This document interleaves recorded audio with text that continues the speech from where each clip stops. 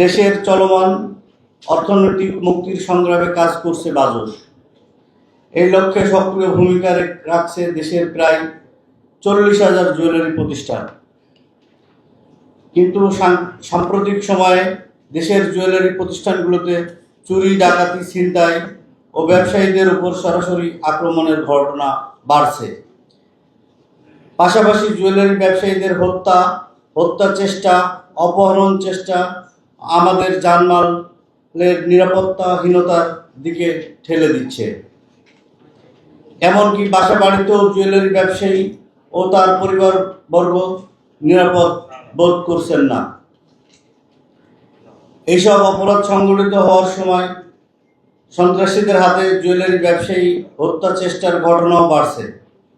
আসন্ন ঈদকে সামনে রেখে চুরি, ডাকাতি, ছিনতাইয়ের ঘটনা বাড়তে পারে বলে আশঙ্কা করছে বাজস। এমন পরিস্থিতিতে উদ্বিগ্ন জুয়েলারি ব্যবসায়ীদের জানমালের নিরাপত্তা প্রদানে সরকারের আরও অধিকতর সহযোগিতা চায় বাজস। পাশাপাশি সাম্প্রতিক সময়ে জুয়েলারি শিল্প ঘিরে সংগঠিত অপরাধ দমনে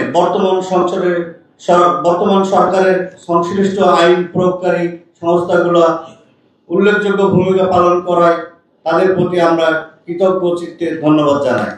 সর্বশেষ গত 26শে মার্চ 2025 ভোর 5টায় বাজসের সহসভাপতি ও দেশের স্বনামধন্য জুয়েলারি প্রতিষ্ঠান অলংকার নিকেতনের কর্ণধার এম এ হান্নান আজাদের বাসায় আইন শৃঙ্খলা রক্ষাকারী বাহিনীর পরিচয় ও ছদ্মবেশী 25 থেকে 30 জনের একটি সংঘবদ্ধ ডাকাত দল হামলা চালায়। এই সময় তার বাসা ভাঙচুর ও লুটপাট করে, এমনকি এম এ হান্নান আজাদকে অপহরণের চেষ্টা করে। চলতি বছরের 24 ফেব্রুয়ারি বাজসের কার্যনির্বাহী সদস্য মোহাম্মদ ওয়াহিদুজ্জামান সুজনের উপরও তার ব্যবসা প্রতিষ্ঠানে হামলার চেষ্টা হয়, যা স্থানীয় ব্যবসায়ীদের প্রচেষ্টায় ব্যর্থ হয়।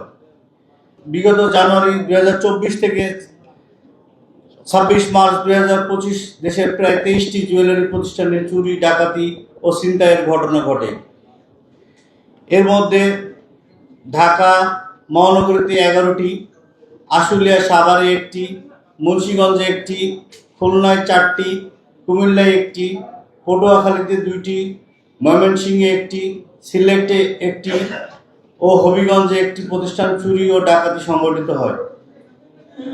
আশুলিয়া সাভারে ডাকাতি সময় ডাকাতদের গুলিতে একজন জুয়েলারি ব্যবসায়ী নিহত হয় এবং বনশ্রীতে সোনা ছিনতাইয়ের ঘটনায় একজন জুয়েলারি ব্যবসায়ী গুরুতর আহত হয়।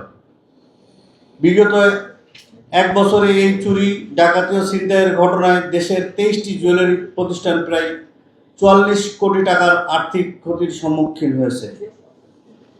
প্রিয় সাংবাদিক বন্ধুরা, এই সকল ঘটনায় জুয়েলারি ব্যবসায়ীরা চরম নিরাপত্তাহীনতায় দিনপাত করছে। এজন্য জুয়েলারি প্রতিষ্ঠানগুলোতে সরকারের আলাদা দৃষ্টি দেওয়া প্রয়োজন।